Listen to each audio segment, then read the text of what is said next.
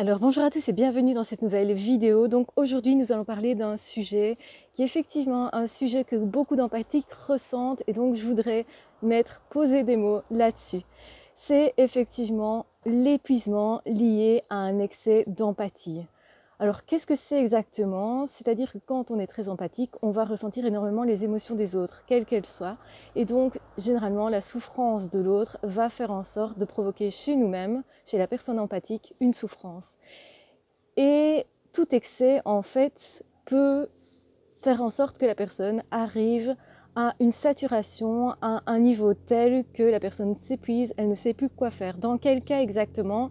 Dans le cas où la personne justement n'a plus de moyens d'action ou que justement ce n'est plus constructif. C'est-à-dire qu'on peut répondre à la souffrance de l'autre par quelque chose de constructif à partir du moment où on a des moyens d'action, à partir du moment où on n'est pas désemparé face à cette souffrance. Donc pleurer à deux, ça ne sert à rien effectivement, mais ce qui sert, c'est de se dire ok, je sais l'aider, et là effectivement ça crée alors ce qu'on appelle l'ocytocine, c'est-à-dire qu'on va ressentir un bien-être, un sentiment d'attachement, un sentiment de sécurité, et ça va nous procurer du plaisir, autrement dit.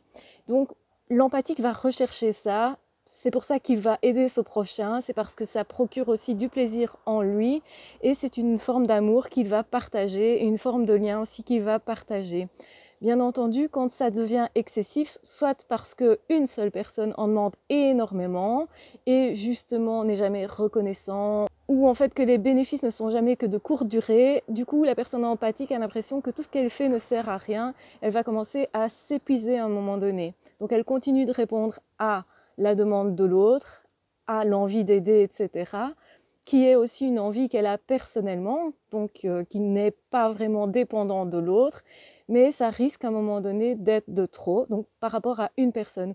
Ou alors c'est le cas des aides-soignants qui justement sont confrontés à des souffrances extrêmes et face auxquelles ils ne savent rien faire parce que techniquement c'est juste pas possible, c'est pas gérable, parce qu'il y a trop de personnes en même temps, etc.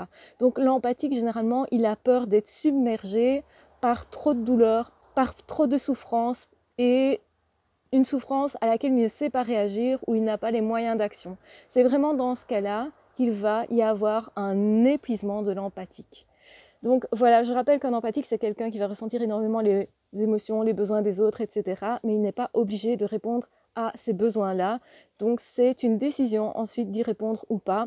Un empathique va ressentir les émotions des autres, mais autant les émotions de plaisir que de déplaisir, les émotions de joie, les émotions de tristesse, de détresse, mais aussi de peur. Donc ça, c'est important de le rappeler. L'empathique ressent, par exemple, plus la peur de l'autre et va y répondre généralement, et j'expliquerai pourquoi je dis généralement parce que c'est pas toujours, va y répondre généralement en aidant l'autre. Voilà, je vous embrasse bien fort, je vous aime très fort, surtout prenez bien soin de vous et de toute façon on se retrouve très vite dans d'autres vidéos ou dans d'autres podcasts. Ah, ciao, bye bye!